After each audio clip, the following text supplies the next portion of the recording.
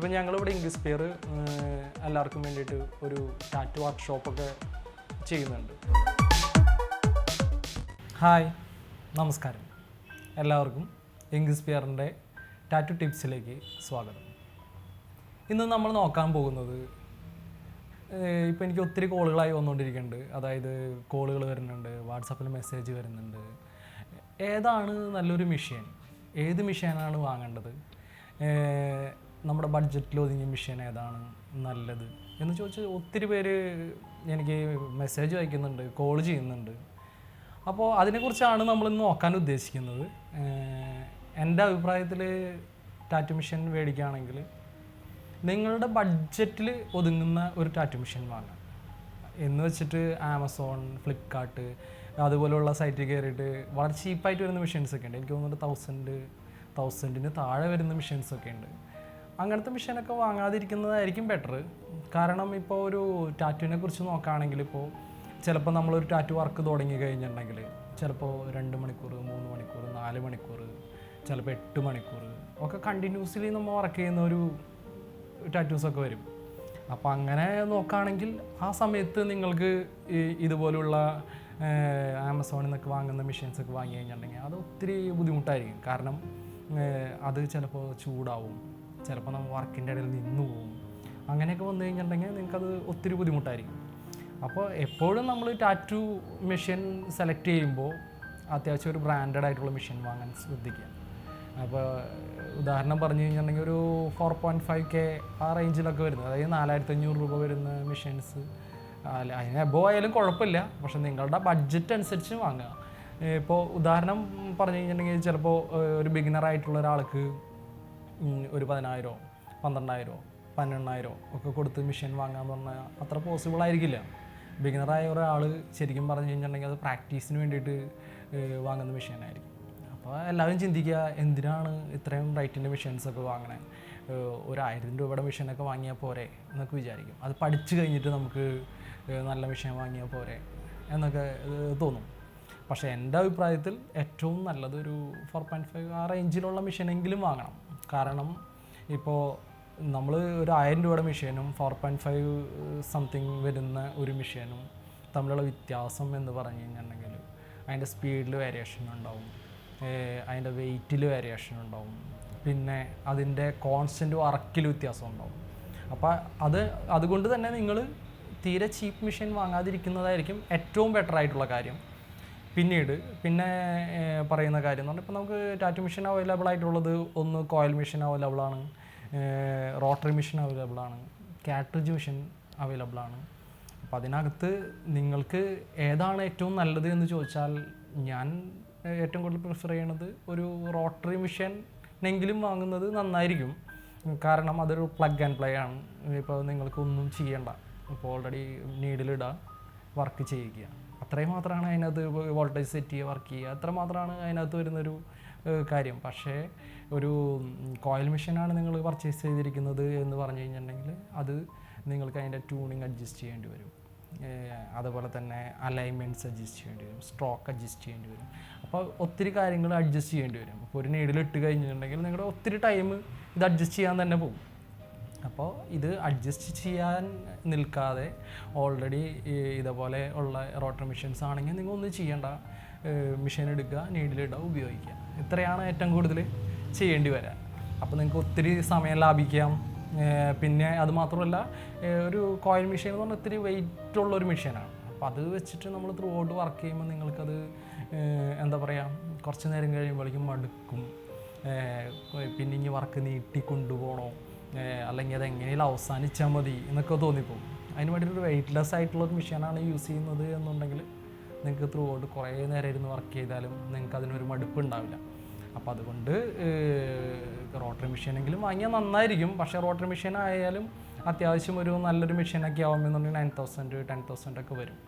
അപ്പോൾ അത് നിങ്ങൾക്ക് ബഡ്ജറ്റിൽ പറ്റുന്നില്ല എന്നുണ്ടെങ്കിൽ നിങ്ങൾക്ക് കോയിൽ മെഷീൻ യൂസ് ചെയ്യാം.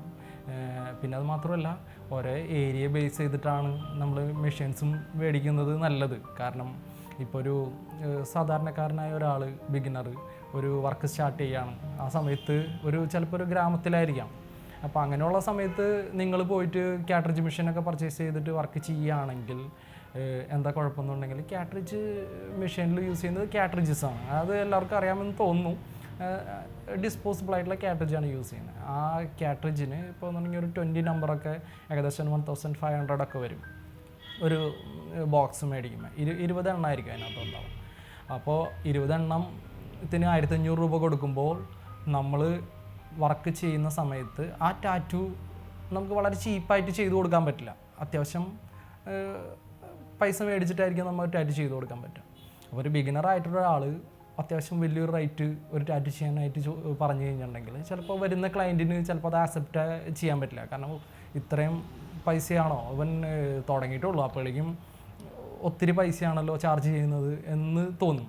അപ്പോൾ അങ്ങനെയുള്ള കാര്യങ്ങൾ ഒഴിവാക്കാൻ വേണ്ടിയിട്ടാണ് അങ്ങനെയുള്ള ആൾക്കാർ ആദ്യം സ്റ്റാർട്ടിങ്ങിൽ ഒരു കോയിൽ മെഷീനാണ് യൂസ് ചെയ്യുന്നത് നന്നായിരിക്കുക. പിന്നെ എൻ്റെ അഭിപ്രായത്തിൽ ബിഗിനറായിട്ട് പഠിച്ചു തുടങ്ങുന്ന ഒരാൾക്കാർ ആദ്യം കയറി റോട്ടറി മെഷീൻ മേടിക്കണമെന്നില്ല.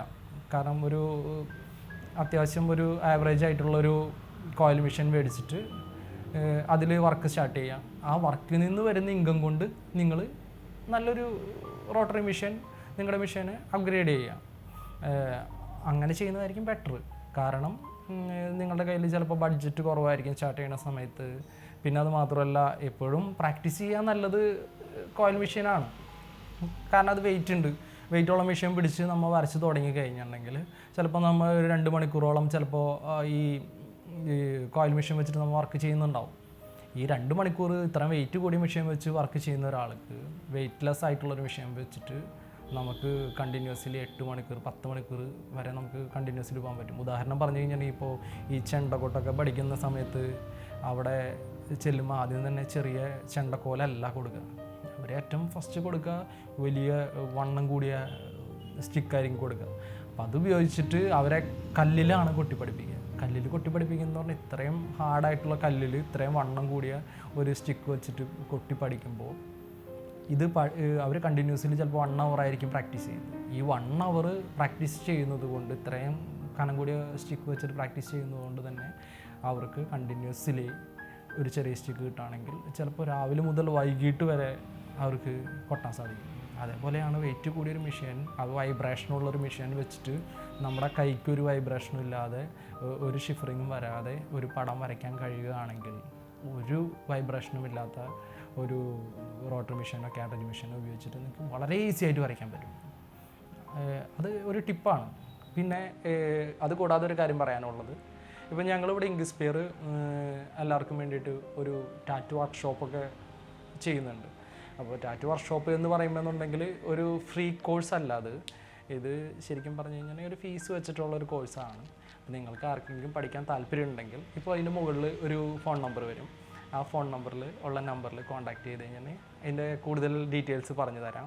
എത്രയാണ് അതിൻ്റെ ഫീസ്, എങ്ങനെയാണ് അതിൻ്റെ കോഴ്സിൻ്റെ സ്വഭാവം, എല്ലാ ഡീറ്റെയിലും പറഞ്ഞു തരാം. ഇപ്പോൾ ചുരുക്കം ഞാൻ പറഞ്ഞുതരാം.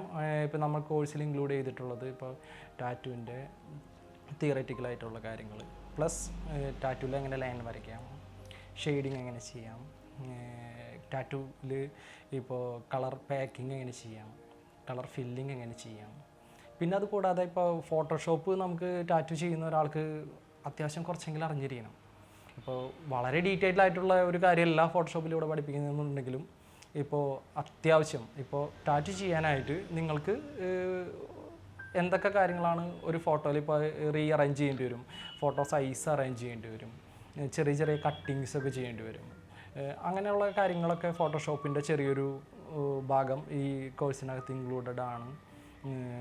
പിന്നെ എങ്ങനെയാണ് സേഫ്റ്റി ആൻഡ് പ്രിക്കോഷൻസ് ഇതിനകത്ത് പറയുന്നുണ്ട്, ക്ലീനിങ്, അങ്ങനെ എല്ലാ കാര്യങ്ങളും നമ്മൾ ഇതിനകത്ത് ഇൻക്ലൂഡ് ചെയ്തിട്ടുണ്ട്. ഇപ്പോൾ സേഫ്റ്റി എന്ന് പറഞ്ഞു കഴിഞ്ഞാൽ നമ്മളുടെ സേഫ്റ്റി ഒന്ന്, സെക്കൻഡ് വരുന്ന ആളുകളുടെ സേഫ്റ്റി. ഇപ്പോൾ ഈ കോവിഡൊക്കെ നിലനിൽക്കുന്ന സാഹചര്യത്തിൽ നമ്മൾ ടാറ്റു ചെയ്യുമ്പോൾ ഒത്തിരി കെയർ ചെയ്യേണ്ട കാര്യങ്ങളുണ്ട്.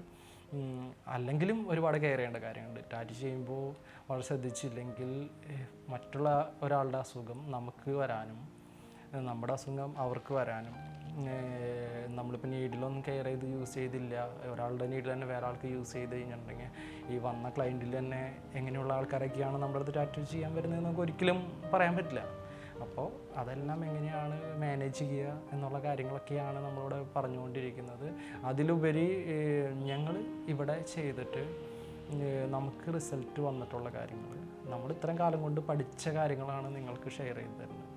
അല്ലാതെ ഇപ്പോൾ ഒരു ബുക്കിൽ നോക്കിയിട്ട് എല്ലാ കാര്യങ്ങളും അങ്ങനെ ചെയ്യൂ ഇങ്ങനെ ചെയ്യൂ അങ്ങനത്തെ കാര്യങ്ങളൊന്നുമില്ല.